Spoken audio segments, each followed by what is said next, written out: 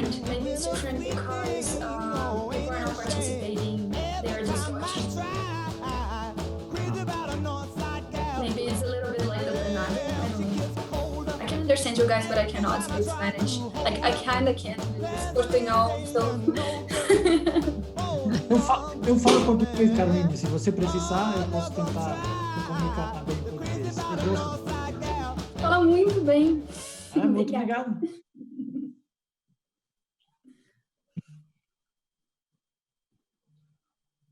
Okay.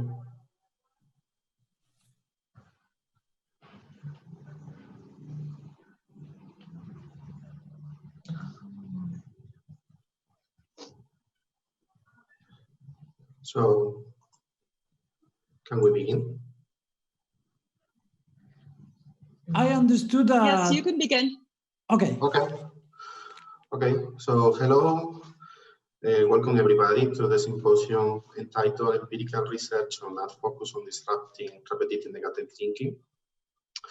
My name is Francisco Ruiz. I will be the chair of this symposium, and I will also present one paper. So let me show you the list of presentation. We have 4 presentations. The first one will be held by me, and the title is Differential Effect of the Trigger for INT Selected and the Type of Relational Cues Involved in Diffusion. The second presentation will be held by Fabian Olaz and Clara Roberts, and the title is Acceptance and Commitment Therapy Focused on Repetitive Negative Thinking for University Psychology Students, a randomized controlled trial. The third presentation will be held by Caroline Leal de Moraes, and the title is Efficacy of a Brief Act Protocol on Reducing Repetitive Negative Thinking in Ireland and Brazil. And the last one will be held by Daniela Zuluaga Hurtado, and the title is Anti-Focus Act for Complicated Breakup Brief, a multiple baseline design study. After the presentation, we will have Gil-Luciano as a discussant, and we will open a space for questions. So before beginning, let me contextualize what is acceptance and commitment therapy focus on repetitive negative thinking, or RNT focus at. This contextualization will be of help when presenting the first paper and the remaining ones. So basically, RNT focus at is an attempt to provide AT with a deeper focus on RT by incorporating cutting-edge research, including the definition of psychological flexibility in RT terms, the conceptualization of values and triggers for RT as hierarchical networks of positive and negative reinforcers, the temporal specification of experiential avoidance cycles, the RT conceptualization of worry rumination, and including the empirical evidence on the relational framings involved in diffusion and the components of metaphors that enhance their efficacy. So basically, one core idea is that values are hierarchical positive reinforcers constructed in the learning history, and hierarchical negative reinforcers are also constructed following a similar process. These negative reinforcers usually become triggers for repetitive negative thinking or worry and rumination. So here on the screen, you have 2 hierarchical networks. The one on the left is the network of values of positive reinforcers. For example, for a person, the dream life could consist of having a couple with developing a couple relationship with sincerity and support, to develop skills 100% at work, and to develop a family relationship characterized by trust and sharing. Below them, the values, you have some objectives or some actions that will have a positive reinforcing function. The point here is that during the process, probably a network related to opposition will be derived. So here, for example, the opposite to having a dream life could be being a failure in life or a failure in life. And by opposition, that would consist of having or not developing a couple relationship with sincerity and support, having a work with a low level of mediocrity, and having a family relationships characterized by suspicion and distance.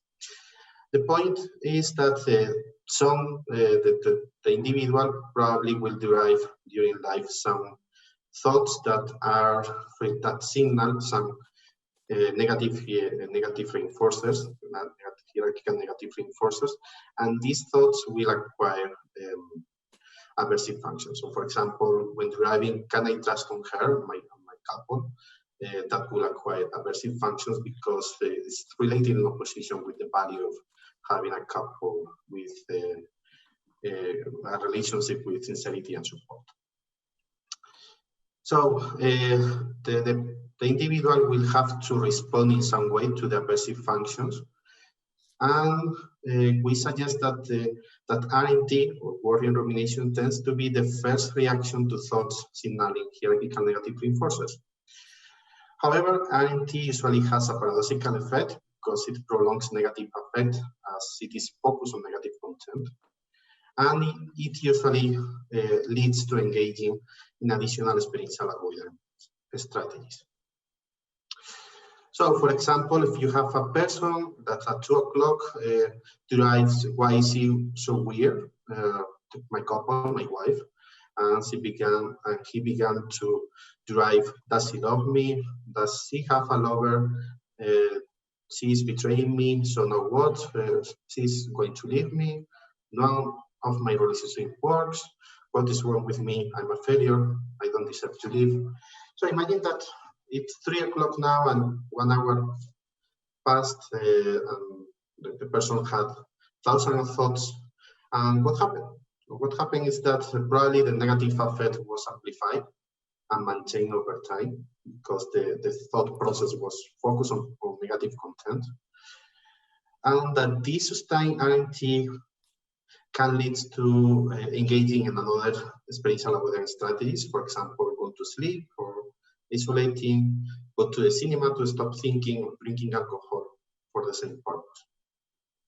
These experiential avoidance strategies could be effective, but during the process, what happened was that the RNT extended the relational networks involved and reduced the derivation level. So, which makes more probable the initiation of the process automatically in the future. The metaphoric way is like when you begin to worry and ruminate, it's that you have a thought, it's a small snowball, and when you begin the process, this previously a small ball becomes a very, very big ball. So, a last point is or a central point in RNT focus is the idea that focusing the intervention on the hierarchical trigger for RNT should provoke a more rapid, powerful, and long-lasting effect. So you can find, for example, that means that directing the intervention to the hierarchical trigger here represented by failure would be more effective than directing the intervention to other triggers at lower levels of the hierarchy. So you can find some more information about RNT focus in this paper, for example, in other several papers we have published now. And now let me show you the first paper. The title is Differential Effect of the Trigger Selected and the Type of Relational Cues Involved in Diffusion. This was part of Barbara Gil-Luciano's doctoral thesis. Basically, it's a continuation of one study that was published in 2019, that is on the screen. In that paper, we found that participants tend to organize triggers for RNT in hierarchical networks.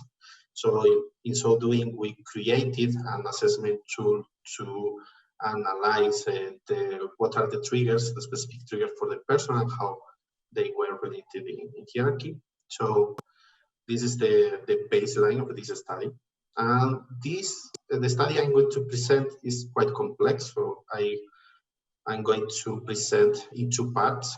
The first part, the research question of the first part is the following one. This is rumination induction focused on the hierarchical trigger, but I will call it the big trigger.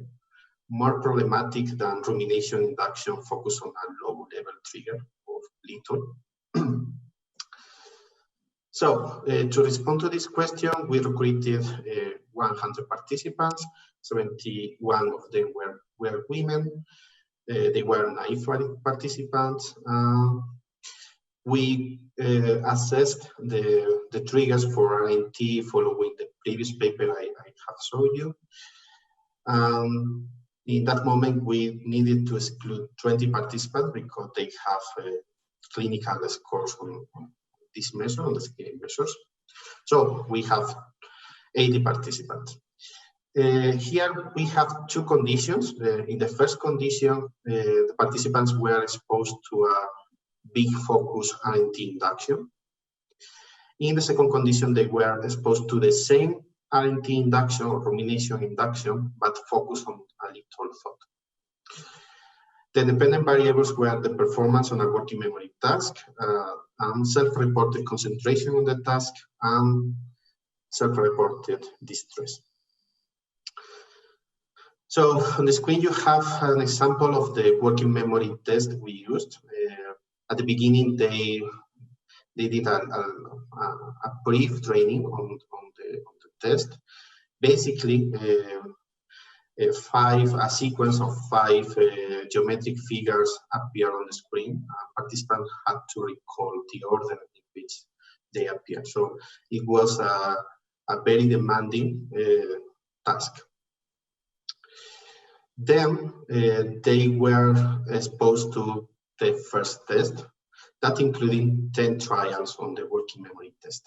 Okay.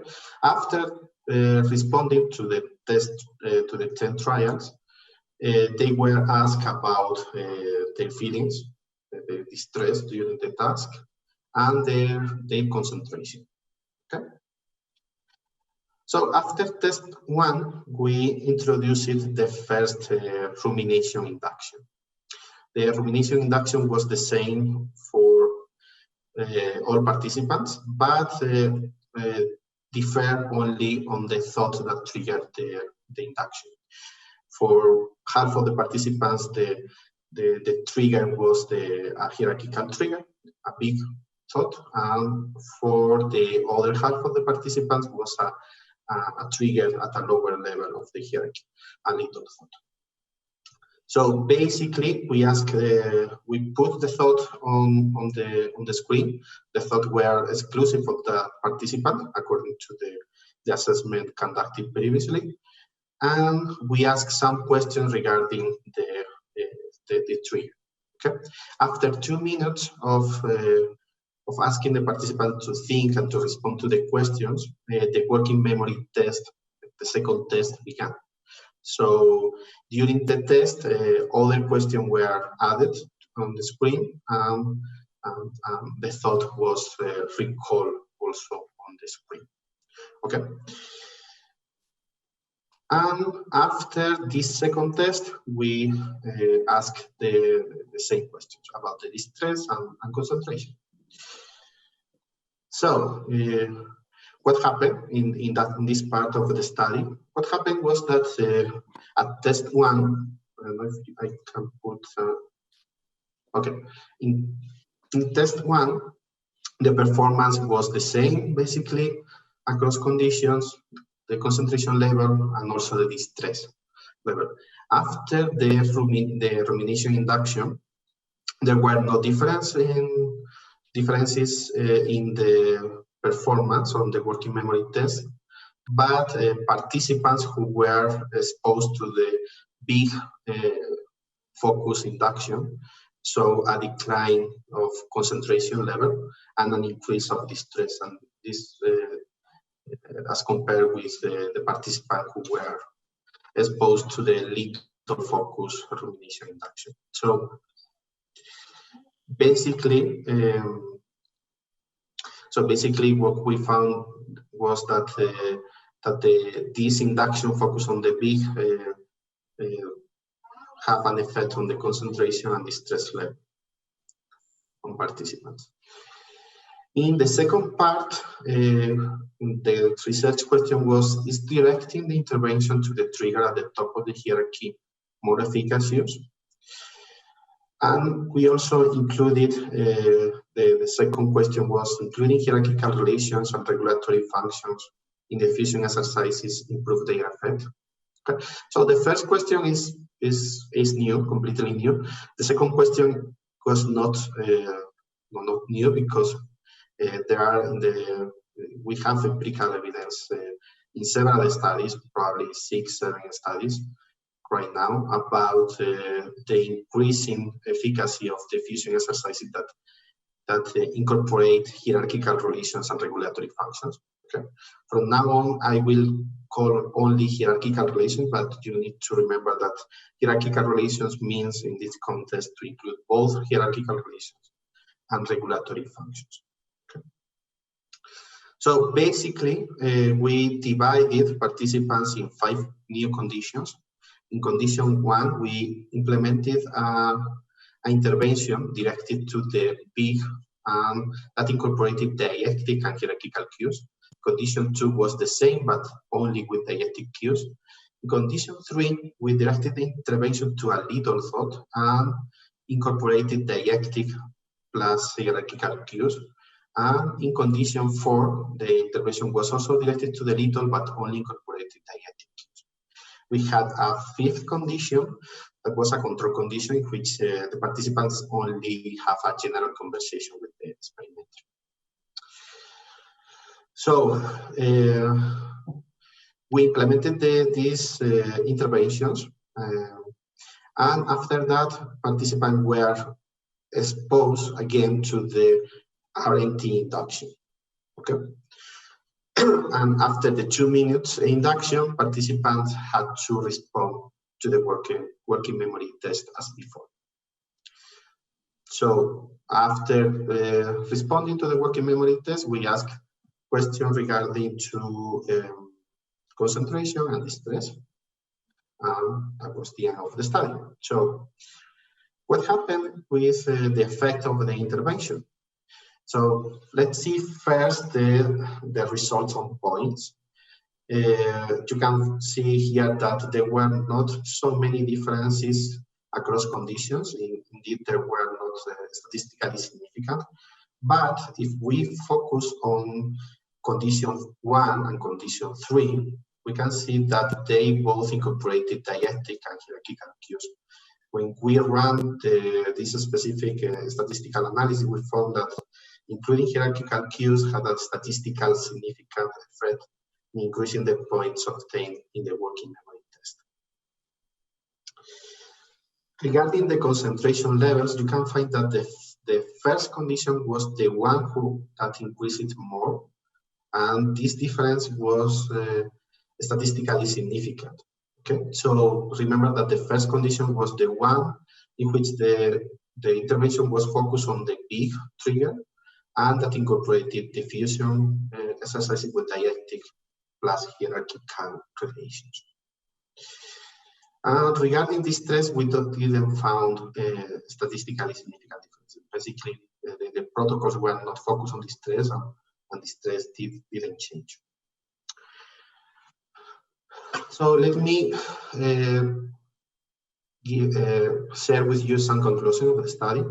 In the first part of the study, provided preliminary evidence concerning the more problematic consequences of initiation from initio, focus on the hierarchical trigger, the big, versus a lower level trigger.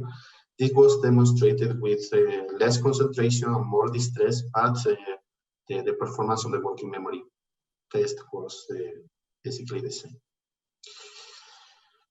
So apparently the experimental task might have not been sensitive to the experimental manipulation. Probably it was too demanding.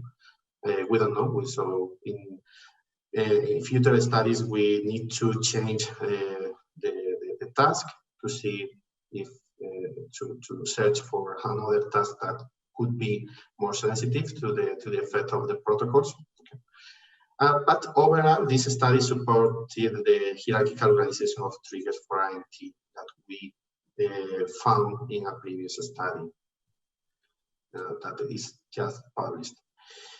In the second part, we found that focusing diffusion exercises on the hierarchical trigger for INT on the peak and including hierarchical cues sought to increase the effect on self-reported concentration. We didn't find this effect on the performance of the task, but just on the self-reported concentration. However, including hierarchical cues also had an effect on the performance of the working memory task. So this study provides some support to the idea of directing the intervention to the hierarchical trigger and including hierarchical cues in the diffusion exercises. Of course, the study has some limitations. For example, the effects were mainly shown in self-report measures, but not in the behavioral task. As I said before, we need to find a task that might be more sensitive than the one we used. These are only initial studies. We need replication and extensions. And we have a higher percentage of females in the exam. But let me share with you some conclusions. So this study provided preliminary evidence of one of the main ideas behind INT focus out. That is that focusing the intervention on the hierarchical trigger for INT should provoke higher change than focusing on triggers at lower levels of the hierarchy. And it also added evidence regarding the relevance of including hierarchical cues and regulatory functions in diffusion exercises. So that was all from my part. Remember that we will have a space for questions at the end of the symposium. So now it's time for Fabián Olaz and Clara Roberts who are going to present the study. Thank you, Fran. Okay, thank you very much, Fran. Well, good morning. It's a real pleasure for me, and I'm really honored for participating in this symposium. I'm just going to say a few words to contextualize our presentation. This research was developed in Córdoba, Argentina, and as you may know, in Argentina there is a long tradition in doing clinical research, and in fact, as far as we know, our study represents the first RCT about ACT in our country. But in my opinion, it's not the most important thing. I think the most important thing of our study is that we developed it without any economic support or grant. And my co-researcher that is present here, Clara, was on that time an undergraduate student. Clara is now a graduate psychologist. I'm really happy because she could finally be part of this symposium.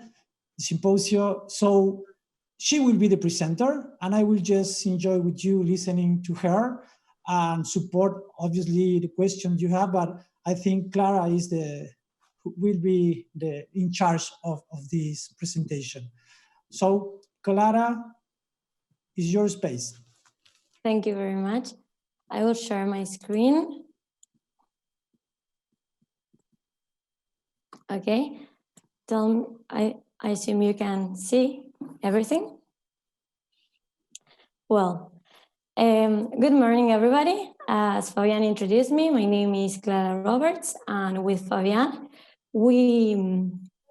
last year we take on this study that is a randomized controlled trials to assess the efficacy of acceptance and commitment therapy focused on RNT for university psychology students. In order to introduce the present study, I will briefly detail two approaches that are key in understanding our work. The first one is known as evidence-based psychological practice. Born in the 80s, this perspective has come to change the way we understand evidence-based practice. Nowadays, it's not only important to know if a therapy works, but also why. And in that wide evidence-based psychological practice englobed other concepts that once were left behind, such as clinical expertise or the context of the patient. On the other hand, process-based CBT is presented as a treatment philosophy that gradually replaces protocols of specific treatments, usually aimed at addressing defined disorders, by the identification of therapeutic processes oriented to the treatment of core psychological dimensions that impact on the etiology and maintenance of motives of consultation or problematic behaviors. One of those core dimensions is repetitive negative thinking. Even though in the past worry and rumination were studied as different concepts, today we consider them both part of what we understand as repetitive negative thinking core dimension. And it's important to understand that current interventions put content aside to focus on functional process,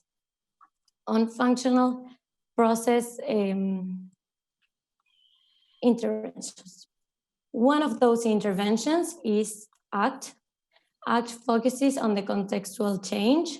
By changing the relationship people have with their inner experiences, ACT helps the client to build a life with meaning.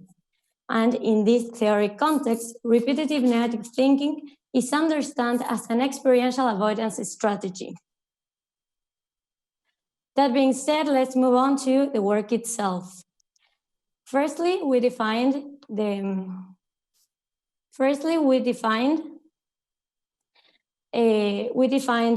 our general objective as to assess the efficacy of a brief ACT-based therapeutic intervention guide for rumination and worry.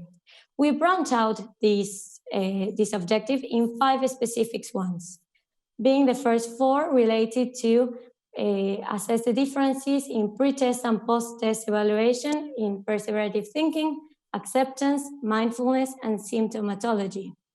And the last one related to the post-test differences between the intervention group and the control group. For doing so, we worked with 4 instruments. In relation to repetitive negative thinking, we use the perseverative thinking questionnaire. In regards to acceptance, we use the acceptance and action questionnaire. For measuring mindfulness, the 5-facet mindfulness questionnaire. And lastly, regarding symptomatology, we use the derogatory symptom inventory. Our sample was composed by 21 students that were from University Nacional of Córdoba, National University of Córdoba, and that attend a class, a common class at university. They were mostly women and aged between 22 and 24, and most of them lived at Córdoba city. As regarding the procedure, as a design, we use a randomized controlled trial with pre, post-test, and follow-up with a waiting list control group. In the end of the intervention and follow-up assessment, the waiting list control group received the intervention also. It's important to mention that the perseverative thinking questionnaire we use was not adapted until we did it so for this study. So that's one of the strength of this study. We provided a new instrument for our population. Regarding the intervention, we use an adaptation of an ACT protocol for repetitive negative thinking developed by Ruiz, which would focus in 3 core strategies: to discriminate, frame, and develop. Finally, regarding data analysis, we carried on t-test and ANCOVA of repeated measures, trend analysis, and the innovative Jacobson-Truax method. This last one was very important because it's the most consistent one with the ideographic approaches we worked from. And that led us to the results. In the first place, the ANCOVA of repeated measures showed a statistically significant interaction effect between the time and condition factors for FFMQ describe, don't not judge, and the symptomatology global severity index, and also for the PTQ general and core dimension factors. These results indicates that the ACT group showed a further increase in their ability, in their mindfulness skills to describe and not judge the experience, and while also a decrease in the repetitive negative thinking. Meanwhile, the waiting list control group condition showed an increase in symptomatology. In addition to the previous results, the effect size were large for all the FFMQ factors, the symptomatology factor, and two of the perseverative thinking questionnaire factors, general and core dimensions. We also observed medium effect size for the acceptance and action questionnaire factor and PTQ in productivity. Thirdly, and with the purpose of evaluating if the changes observed were maintained over time or if there were new changes, an ANOVA of repeated measures and trend analysis was performed in group 1, the intervention group. In the case of acceptance, the IIQ, PTQ general, and PTQ core dimensions, we observed significant differences between pre-test and follow-up. This means that the scores continue to drop even after the intervention.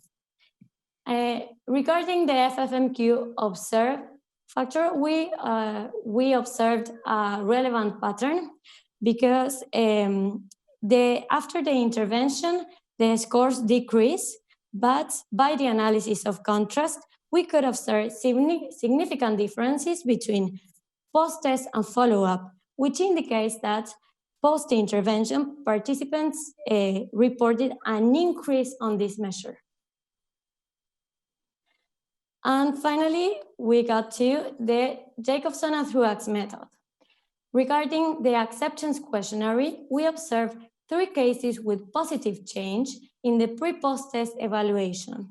These results were similar to the control group, but in the follow-up evaluation, the intervention group reflected positive change in 50% of the sample, outperforming the control group. Secondly, regarding mindfulness skill measured by the 5-facet mindfulness questionnaire, the results allowed us to conclude that the intervention produced positive changes in 3 factors: describe, act with conscience, and do not judge. While the FFMQ observed factor results were not as good as in the rest of the factors, which is consistent with the previous results I have described. Regarding the symptomatology factor measured by the SEL, we saw a positive change in 70% of the intervention group pre-post test evaluation. These results were partially maintained in the follow-up evaluation.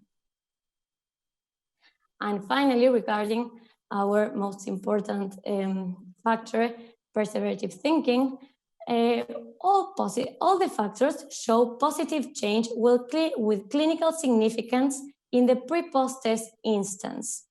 The general factor and the core dimensions factor showed better results than the other 2, but all of them had positive change with clinical significance. The follow-up evaluation reflected the partial maintenance of those changes. Having presented the results, let's move on to the discussion and conclusions.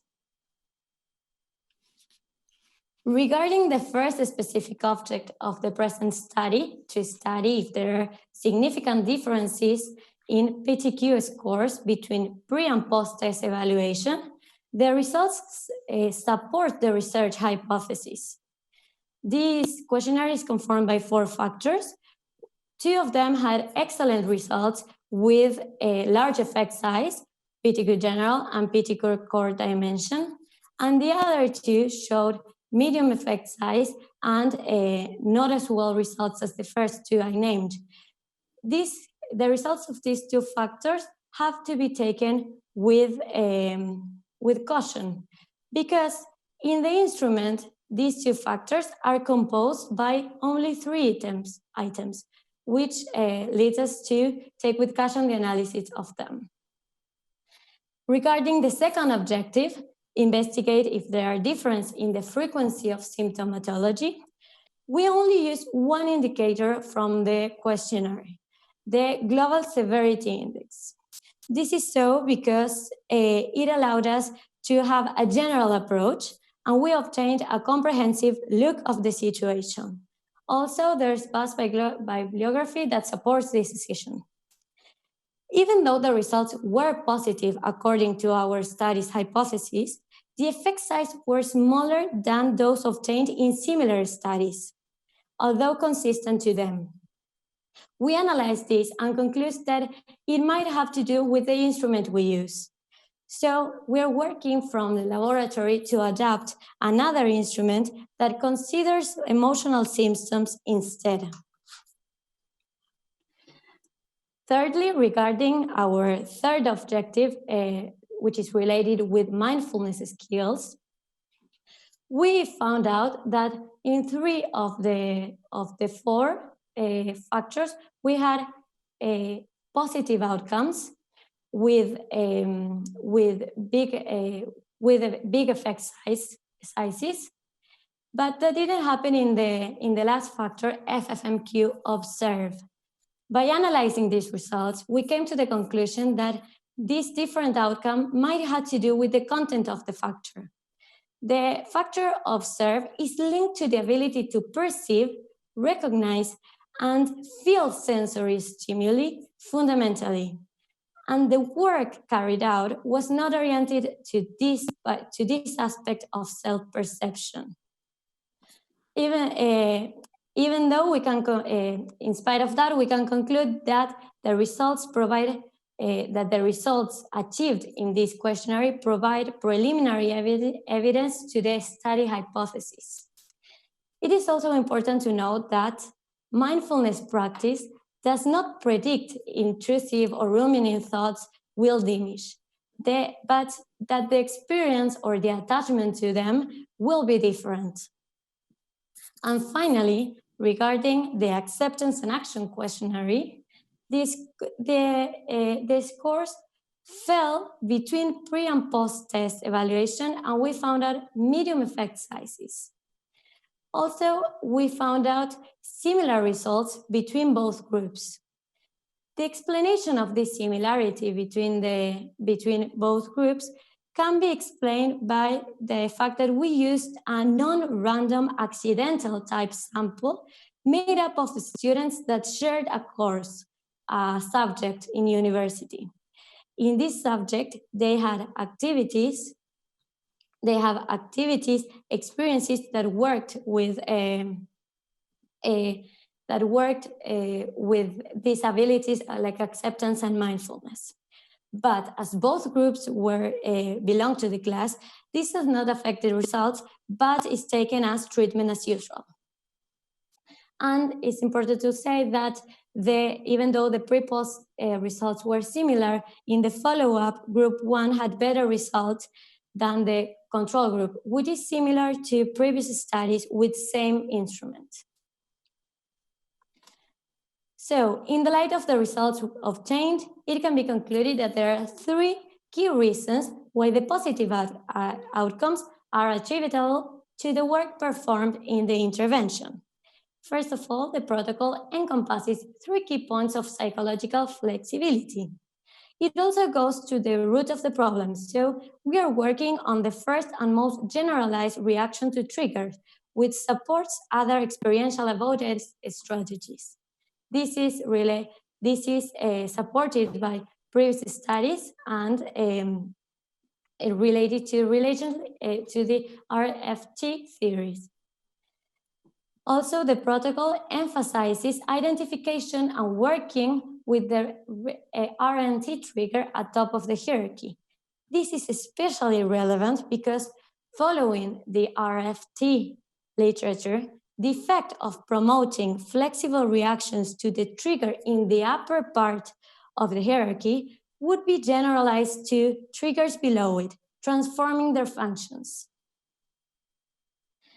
It is also important to take into account some weaknesses of the present study. First of all, the distribution of the participants in relation to gender was uneven. I said we had 70% women. This could be possible actions could be considered like expanding the initial call or working with sampling by blocks to allow balancing according to gender. Also, the group intervention format, even though we know the benefits in terms of efficacy, these interventions based in ideographic approaches tend to unbalance the relation between the outcome of every participant and the general group work. So future studies, it would be important for future studies to have to be complemented by a case-by-case follow-up along the intervention. The absence of clinical criteria was also a problem because it derived in two groups with substantially different pretest means. This was taken into account and did not affect the final results, but for further investigation, it could be useful to filter by using a symptomatology instrument that could balance the baseline between groups. Regarding the follow-up evaluation, in this case, the waiting control group, the waiting list control group had the follow-up evaluation really close to the intervention we did with them. So expectancy might have influenced the scores. Also, it was after winter recess, so students came maybe with less worries regarding studies. Even though the results supported our theories, our hypothesis, it would be important to foresee the dates of evaluation, considering what was observed for previous studies. And finally, it would have been also useful to have a values questionnaire. It was not used due to availability issues, although from the laboratory, we are adapting an instrument that measures this construct in question for further studies. Regarding the strength of the present study, as Fabian said, this study is pioneer in this type of research in our country. So we consider it a great contribution both scientifically and clinically by investigating the efficacy of the therapies we use. Also, we adapted the perseverative thinking questionnaire that will be used for different investigations, providing quality tools for the scientific community. By incorporating the follow-up evaluation, this is a strength because we had seen in previous study that this hadn't been done. And it is really important because many times the impact of the intervention could be reflected with time. For example, one example of this is mindfulness. Finally, the ideographic approach it's based on allowed to identify those cases in which the treatment didn't work. And lastly, it is very important to highlight we have developed a second 4-session intervention protocol, and we are currently analyzing the data. We're also developing a study to assess the effectiveness of a group intervention for worry in general anxiety disorder clients. This research is going to be carried out once it's approved by our faculty. So the present study constitutes an important step in the development of an evidence-based practice in our country, as well as a contribution to the philosophy of process-based therapies. We consider this study is aligned in the search for provisional answers to the question, what core biopsychosocial processes should be targeted with this client given this goal in this situation, and how can they most efficiently and effectively be changed? We are convinced that idiographic studies allow us to rethink our clinical practices, and we hope the present study is an incentive for the beginning of a stage of scientific growth with a more critical look of the clinical practice that take place in our country. Thank you very much for your attention, and I'll lead you back to Francisco. Okay, thank you, Clara and Fabian. Gracias. Thank you. Caroline, it's your turn. I think we need to be brief, so take care. I will take care of the time because we are we are in a rush. So let's go. I'll try to be quick. So first of all, hello everybody. My name is Carolina Leão. I'm a PhD student in University College Dublin, and I'm studying with Ruiz, McHugh. And this study is a collaborative work with Roberta Kovac from Paradigma in São Paulo and Francisco Ruiz from Fundación Universitária Konrad Lorenz. And in my work, we are studying the efficiency of a briefed act protocol in reducing repetitive negative thinking in Brazil and Ireland. And so far, I'm gonna show you the results that we have so far. So this is an ongoing study, so this is only partial data. And we started on January in this year. And I used to say that this study reminds me so much of a day in São Paulo, because I used to say to people who come here for the first time that they should come in their summer clothes, bring their jumpers, and then don't forget their umbrella, because most likely we're going to go through all the seasons in just one day, because the weather here changes really fast. So this research is kind of like that, because we changed a lot in a really short amount of time. So the initial purpose was replication of the 2-session protocol developed by Francisco Ruiz. And it would be, the objective was to test the universal application of the protocol in a collaborative research with their lab in Colombia. And then COVID happened. And we saw there an opportunity to help people who were struggling with repetitive negative thinking and worry during the pandemic. And we decided to adapt the protocol to an online intervention focusing on coronavirus worry. And then it took us a while to be approved by the ethics. And we saw that time was an important variable, because we saw that as time passed, people had less motivation to engage in answering the survey. And we saw that because in the results we have, people scored highly in depression anxiety scale, in the DAS-21 and in perceptive thinking questionnaire, but they were not afraid of coronavirus.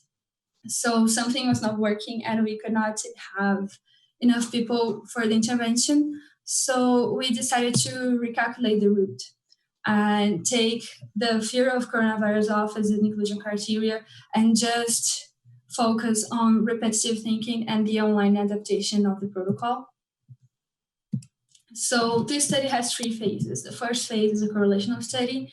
For that, we need 191 people, and we are going to look at health literacy, the validation of the daily measures, and the nuances of worry and suffering during the pandemic in both countries. Phase 2 is the online application of the protocol in the Irish and in Brazilian cohorts. And in that, we are doing a randomized multiple baseline designed on a single case experimental design. And for that, we're going to need 20 people in each country. And then finally, we are going to make the replication once it's allowed and safe for us to be presentially with someone else in a closed room. And we are also doing a randomized multiple baseline design in a single case experimental design. And we are also doing a cohort of 20 people in each country. So we know by now that RNT is a diagnostic issue, but is this phenomenon exactly the same in different cultural contexts? So we are going to look at psychological flexibility using acceptance and action questionnaire. We are going to look at cognitive fusion, at cognitive and physical suffering using DAS-21. We are going to look at repetitive negative thinking, of course, using the PTQ. And we are looking at values. And we decided to not take out the fear of coronavirus because we have some interesting data so far, and we thought that this would be something interesting to look at right now. And we are also looking at health literacy. And what's health literacy? It's the ability that someone would have, and the motivation that someone would have to obtain and understand information about basic healthcare, derive meaning from it, and make decisions based on that knowledge. And our main question was, does the capacity of obtain, understand, and derive information about healthcare influence on worry levels and suffering caused by it? So inside this question, we have two other questions. The first one, would people who present appropriate levels of health literacy be more worried? The more information you have, the more worried you are? Or would people who have knowledge be more able to prevent themselves and then be less worried? So health literacy has three main sessions. The first one is cure and care, which is the ability to access and understand medical information or clinical information about medical or clinical issues, derive meaning from it, and make based decisions on that knowledge. Disease prevention is the same, but instead of medical or clinical issues, we are going to look at risk factors. And health promotion, which would be the ability that someone would have to update themselves and determine about determinants of health and in the social and physical environment, then derive meaning from it and make decisions based on that. So this is the data we have, the rough data, and everything that you see there that is emphasized is the correlation, significant correlations that we found. So in the Irish cohort, some statistical relevance was found between the ability to access, interpret information about cure and care and disease prevention that is directly correlated with levels of psychological inflexibility. We saw that the ability to access and understand information about disease prevention seems to increase the suffering and rumination patterns, and also the fear of coronavirus. We saw that people who presented high scores in fear of coronavirus were more likely to show high scores in health promotion. So people who were more afraid of coronavirus actually engaged more in taking care of their behaviors towards preventing themselves of coronavirus. And no significant correlations were found between health literacy and cognitive fusion or values. In the Brazilian cohort, we couldn't find any statistically relevant data. And why would that be? So our first hypothesis is that we have an age sample that is more diverse than the one in Ireland. Most people who answered the questionnaire in Ireland were under 35 years old. And in Brazil, we have in our cohort people from all ages. So maybe that influenced. Or maybe the information that we have is not trustworthy. Here in São Paulo, actually, here in Brazil, we have a problem, seriously problem with fake news and the reliability of the information that we have. So it doesn't matter if you're literated or not. If we cannot rely on the information that we have, maybe that influenced on the scores on the health literacy scale, and also on the lack of social engagement into fighting coronavirus. But this is only partial data, as I said. We had around 68, 67 people in each country, so this is only speculation. But we did find some interesting and relevant information about the daily measures. So just so you know, we are using 4 daily measures for the single case experimental design. The first one is a 3-item scale for experiential avoidance. The second one is a 4-item scale for depression and anxiety stress that is based on DAS. The one that we are using for repetitive negative thinking has 3 questions, and we have a final questionnaire of 6 items for values, and we divided those 6 items in 2 sessions. The first one is 3 for progress. So these are actions that people take towards their values, and 3 for obstruction, that are the actions that people take that go in another way than not toward their values. So this is a really nice data. As you can see in the Cronbach's alpha, the closer to 1, the more reliable the information. So the internal consistency of the daily measures. So we found really high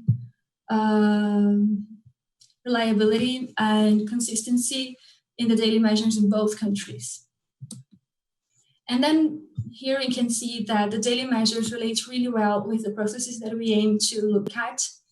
So as the highlighted numbers show you that, the significant correlations here in the cohort in Ireland and also in the cohort in Brazil. So this shows that we're going to be able to look at the same processes from the big validated measures in the daily measures that we are applying. And our next steps are the online intervention. So we are doing the randomized baseline on a single case experimental design with 20 people.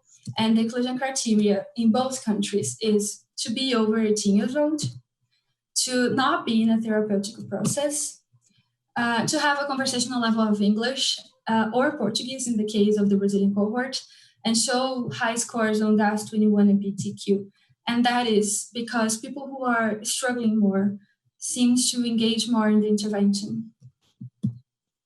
And we have a few challenges for this adaptation. So we had to adapt the schemas and the metaphors to better suit the online environment. And there is research that shows that if a metaphor is well described and it's not physical, can be just as powerful. And another challenge that we have is that we have to try as much as possible to guarantee the privacy and the confidentiality of the sessions. On the other hand, with the online intervention, we can reach more people because not everyone will be able to be presentially there to receive the intervention on the setting. And it is expecting that the results of the online intervention are equivalent as the ones from the presential meetings. And that's it. Thank you very much. Thank you. Thank you, Caroline. So now, Daniela. Okay, so good morning, everybody. Finally, I will present. I will share my screen. Give me a sec.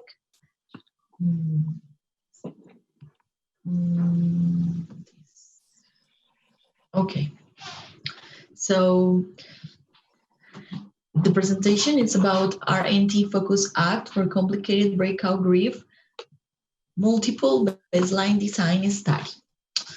Romantic relationship breakups are regarded as important life event that can provoke challenging emotional reactions.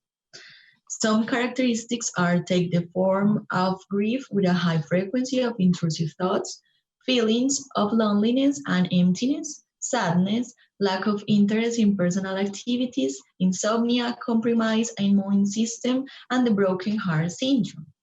Complicated breakout grief is thought to occur when the emotional reaction persists for more than 3 months and it's characterized by a progressive increase of anger and feelings of betrayal and mistrust on other people.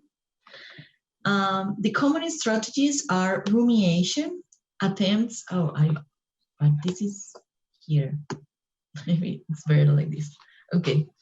Common strategies are rumination, attempts to take revenge, spy on the ex-partner, insisting in reconciliation, and avoiding other people.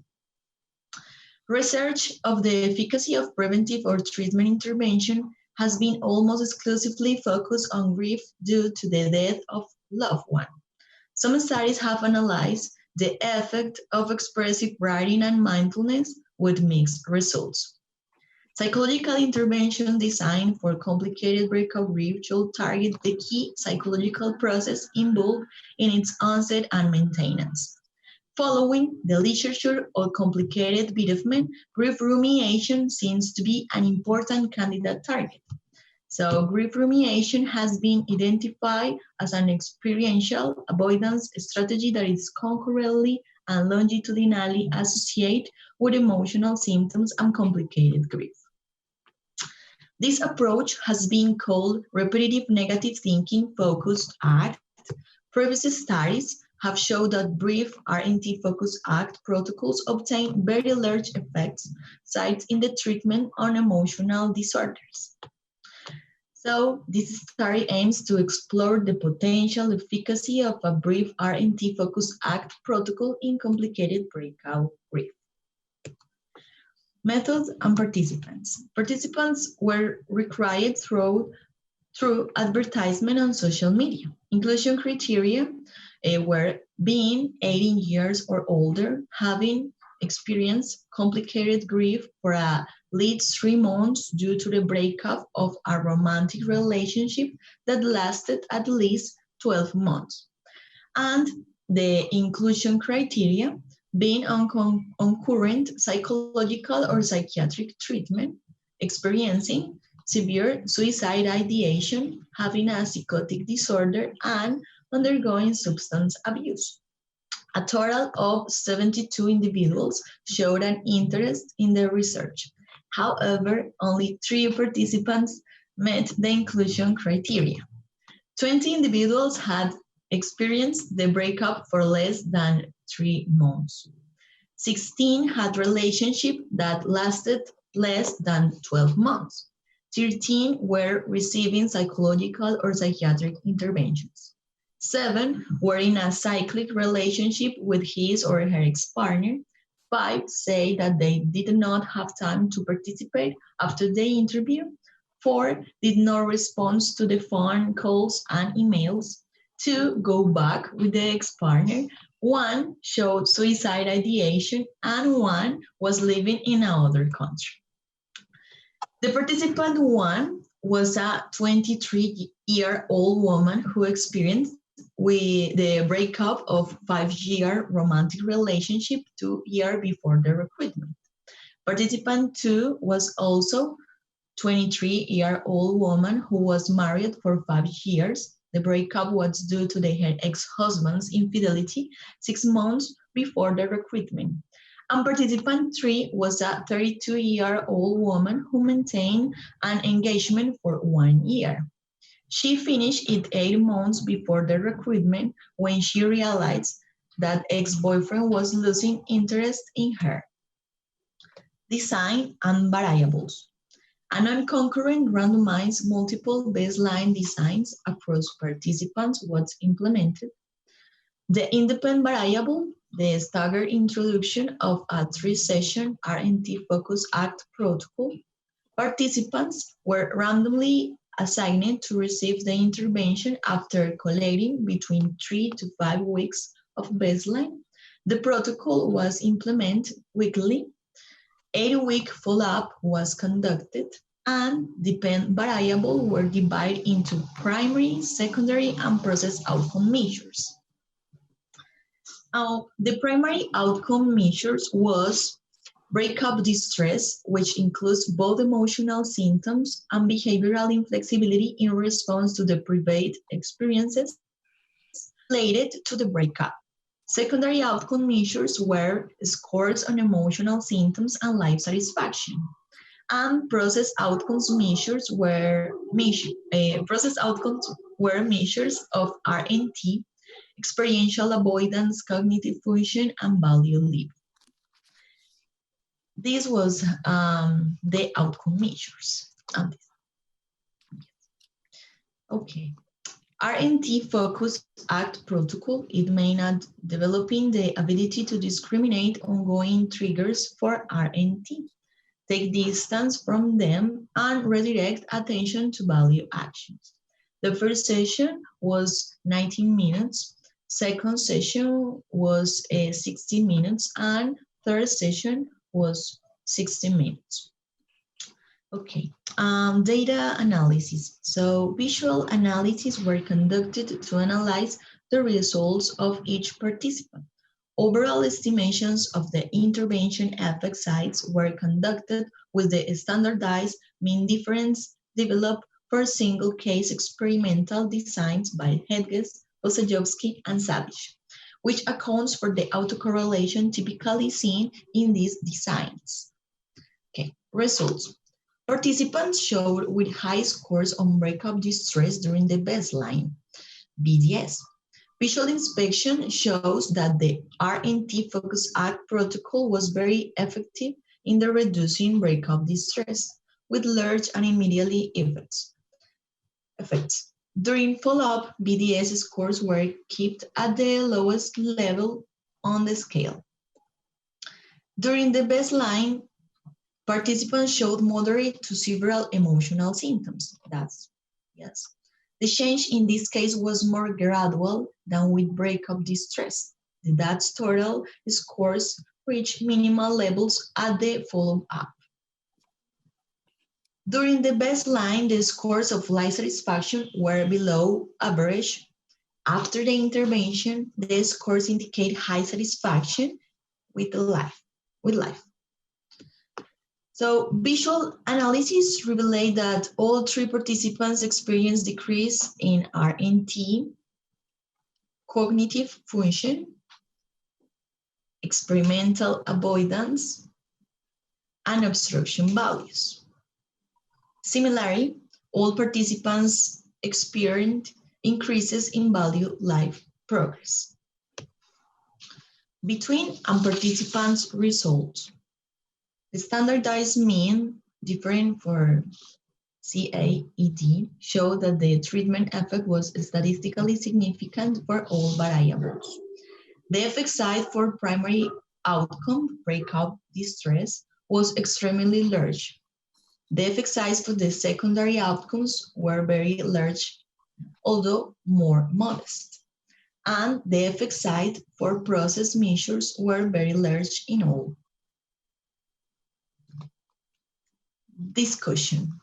The results show that the 3 participants experienced were large improvements in breakup distress, which reached a 0 level at the end of the 8-week follow-up. The improvement in emotional symptoms and life satisfaction was also very large, but the change was produced more gradually. All the effect sizes were very large and statistically significant.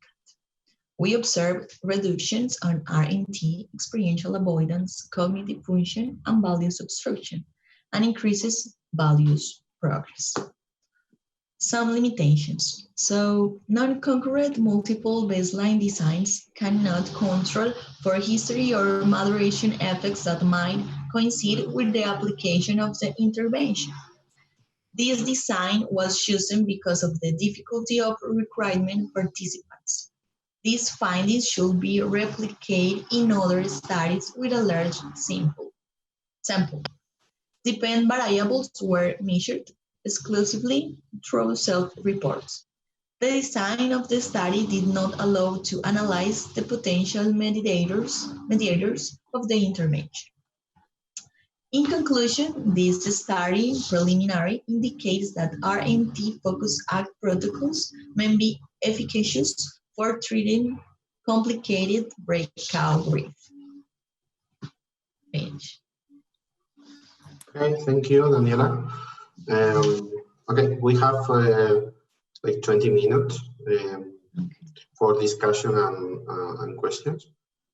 So, Carmen, it's your turn now. Yes, I will. Thank you so much, Josh, for permitting me to be in the symposium and just be listening all the stuff that you have been doing in different areas. So the first one is just in relation to the first paper that Fran presented, and I just want to emphasize 2 points. That one state is just in regard to rumination, And I think that you say that, but I want to emphasize the need to generate and to replicate the study using different tags, less demanding, or other tags, or even several tags that could be see much more how the rumination is working with bigs and with the little ones. And also I want to make very, very explicit the more precise procedures, because even we have done different studies in regard using dialectic and using hierarchical and using the hierarchical functions related to values, connected to the top of the hierarchy. I want to emphasize that this is the first study that is being used in a precise way in regard the top, the self-negative content, and the little ones. So this is, I think, is very, very relevant. Anytime I'm presenting something about that, I used to say something about this study, because I found really relevant, not only just to incorporate the rumination and to prove how we humans learn to ruminate, in how the rumination and the increasing networks and the increasing streams of thought and emotions generate, become like a disruptor, become like a problem for working in what we want to do. And the other thing, and the much more precise procedures going to the top or going to the little. So I think it's very impressive, and I like it very much. So I don't have any question, especially, but just this. In regard to the study that you have done in Cordoba, Fabian and Clara and Fabian, well, I want to encourage you, and I want to, congratulations for just having this piece of research. And I can imagine just being in your shoot, which is not, it's difficult because nobody can be, but just listening to you, it's like, oh my God, they are doing like a first study. They had to be very, very happy. So I can imagine. So good for you, good for your university, and just go ahead, And just in this regard, I want to mention 2 points. Well, several points, but just three. So the first one is that now that you have begun to do that kind of studies, and I can imagine that you will continue in others, and that you had emphasized the process-oriented therapy and all this stuff, I want to just to let you to be very careful, to not be fused with all this material, but just to be back. It's like to take somehow perspectives, because sometimes we repeat a lot, many things, and I emphasize just to be very critical, even with your own thoughts. Just put on the table and just be back for this, because for several things. The one is that I encourage you to measure, to stop measuring as the most important thing through questionnaires. I know that you know, and you do you put in the limitation, but even though, I think it's just, if you continue doing that kind of thing, just try to do it, just be creative and find a way, because you will find a way to look for the people to record or to say something about, how things are going in a daily basis. It's impressive, and it's really important. In addition to this, when you do that, just be very careful to generate the conditions for the people do not respond just because you ask. So just be very careful about that, because we humans, and it's very easy to realize that they are asking me that. So, just do whatever to do your best to check somehow that the things are changed. And it's not only a problem of how responding to the questionnaire, especially doing by online, that is, is much more private from the person, and it's more isolated. So how from contingencies in regard these measures. So, and the follow-up. So just be careful. If you want to continue, just incorporate follow-up. So it's just not only 4 months, 8 months, as many as you can. No. So this is not saying that the study. This is one more study, and it's good, and it's very relevant to have one type of these studies. But just because it's the first one you are doing, I just used to share with you to be careful for reducing some of the problems that, if you continue doing in the same way, are not going to be part of your research career. That's the point. No? And in this regard, I'm going to mention another thing that you say, a couple of things that you were worried about your hypothesis. So it's like, be very careful.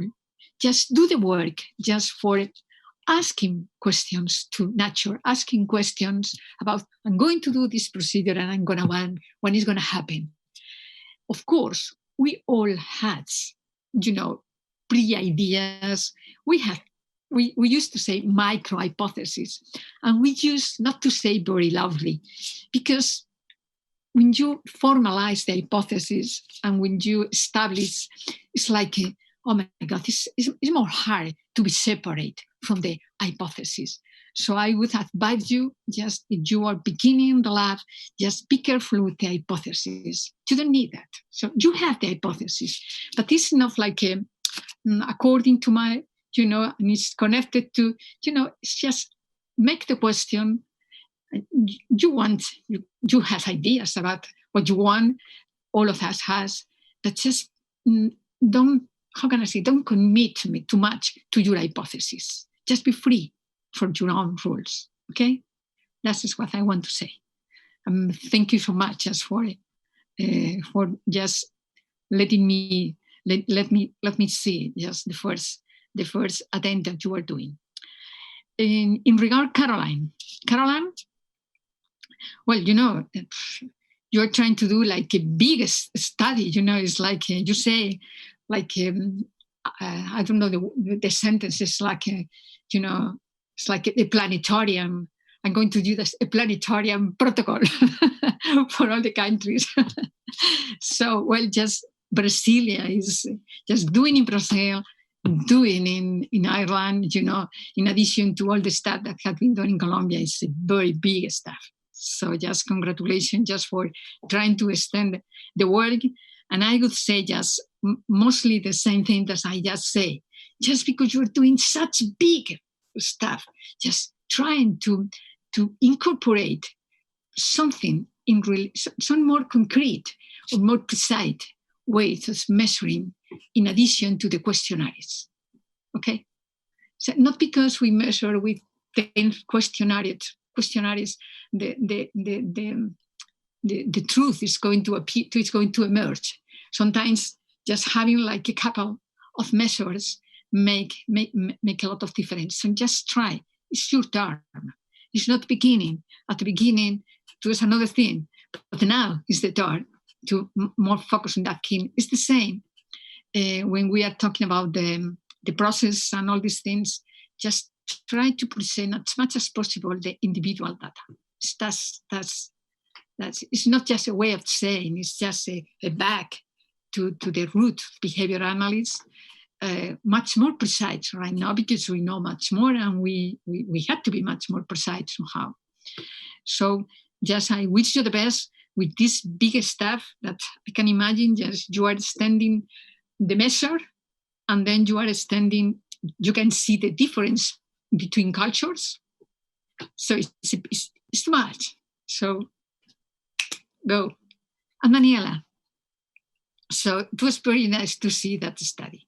Just, just because of the content about the romantic relationship in that moment where the people, I call it postmodern, this postmodern era, and you find three people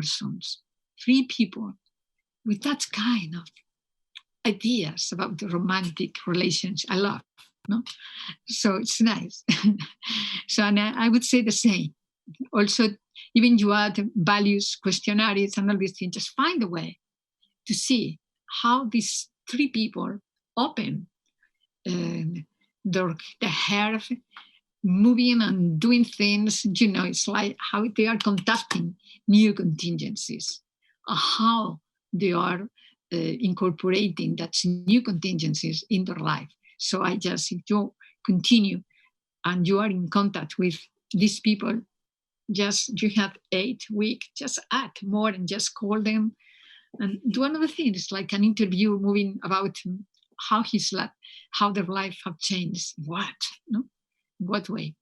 So I like very much. Just one question in this regard, and is did you find some kind of profile, some kind of specific personality, specific rules, about life, about the relationship in these people in contrast with the other people? This is one question. And the other question is in regard, Clara and Fabiana, and says how you feel after moving in that direction, and can imagine the new project that you may have. So that is, you can, if you want to ask me something, I'm here, or just we leave because we are close to finish the time. Is that correct, Fran? Sorry. Yes. So you want Fabiana and Clara to answer? Well, my short answer is, well, first of all, thank you very much, Carmen. You are always like supporting us and inspiring us. And I have to say that our research was possible because of you, Carmen and Fran, that were always supporting us. And I'm a little bit proud about what we are doing because it's really hard to do research here. And we learned with you, Carmen, that creative is the main resource for doing creativeness is the first resource for doing research. So I have to say that I'm proud. I'm proud because Clara learned really fast, really strong skills for doing research. I'm a little bit worried about how to keep on doing this because I agree with you. We need to go more to the basic stuff, to the individual. Well, it's like an open-ended process. We have time to do that, but so I think my short answer is I'm okay, I'm happy and enthusiastic about the future. I don't know. Good. That's more than enough. About me, I'm really happy. I think, as you might know, this is my first research and actually my first work with FROMAT and my first approach to RFT theory. So it was kind of a lot of information for the last year and a half. But I am extremely happy because in my case, I know this is the beginning of a career of wanting to know more and wanting to help from evidence-based place. I hope we can do a lot of good in our country. I think that there's a big need for that. So I'm really happy and eager to know more about your investigations and to get inspired to see what we can take to our country. So thank you both, Francisco and Carmen, for all the help we had during our research. Thank you. You're very welcome. So what about Daniela? What you can say about the romantic people? So they are special people. They are like extra people living in another areas in the universe, or what kind of people they are? Yes. The romantic breakups, it's a really difficult topic. The people feel really bad in these cases, and of course it's really complicated to transcending this situation, of course. And about your question, I think that Fran can help me for responding. Yeah, let me answer that, because exactly. Daniela collaborated us with presenting the study, but actually she was not involved in the study because so was Diana Medina, but she was a master student of mine. But she couldn't be here, and I didn't want to present twice, so Daniela make us the favor. So I think the pattern we found in the study was that the people who ruminated about why they break up were the ones who had more problems in the future.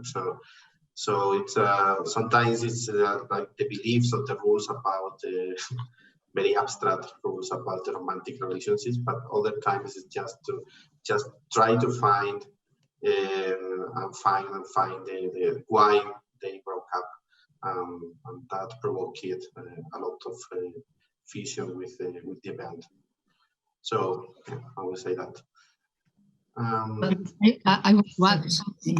Just checking these people if they are very innocent. Yeah. Like they believe the words, they believe things are like the people say. It's like believers of their own, of the people they had been living maybe in a very comfortable, well, it will depend, but just check, because it's like that is one hand. There are other things, but Fran, we are maybe close to the time, and I don't want to abuse of the time in the convention. I used to abuse all the time. Yeah, and there is a question. The people in the audience were asking about some papers, and I just sent the links to the papers, so you might find them in the file section of the platform or in the chat. So, and there is a question from Juan. He says, anxiety is often manifested in worry and GAD, in generalized anxiety disorder, and rumination in depression.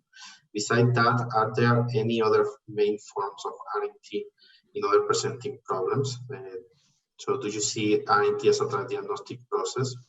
If so, is it mainly for GAD and depression, or applies to a broader range? So I would say that typically rumination and worry were focused more on depression and generalized anxiety disorder, respectively. But there is a lot of evidence that repetitive negative thinking is a transdiagnostic process, and it's involved in lots of disorders, mostly in emotional disorders, eating disorders, schizophrenia. You might find some reviews about the evidence, and of course we have focused more the research on depression and generalized anxiety disorder, because if the intervention is not working there, maybe it doesn't have any sense to test on other disorders. But we have conducted studies in many other problems, and we have found very good results. So it's a type of experiential avoidance strategy that you can find it in many problems. I think there is no any more questions right now, and we are on time. So thanks everybody. Thanks Carmen for being with us, and thanks Daniela, Caroline, Clara, Fabian for presenting your studies. It's been really amazing to see your work. May I have 1 second? Yeah. For responding to this person, and it's that I'd see it's a work that has to be done. But when we humans found problems, mostly the first thing that we do is think. Yeah. So it's very clear to find that kind of strategy in mostly all the chronic disorders. because it's just a behavior that is being found, as in France say, is being trans disorders, no? Trans. But it is necessary to go much more, because not all the people having problems in life become inflexible with an inflexibility or an experiential avoidance problematic panel. No? So there has been something much more relevant, perhaps much more hierarchical, that generate the need to engage in that kind of thing, and not resolving anything and just increasing the problem. That is. Thank you, Fran. Thank you all. Thank you, everybody. Thank you, Fran, and thank you, Carmen, and everybody. Bye-bye. Thank you so much. Thank you very much. Bye-bye. Bye-bye. Bye.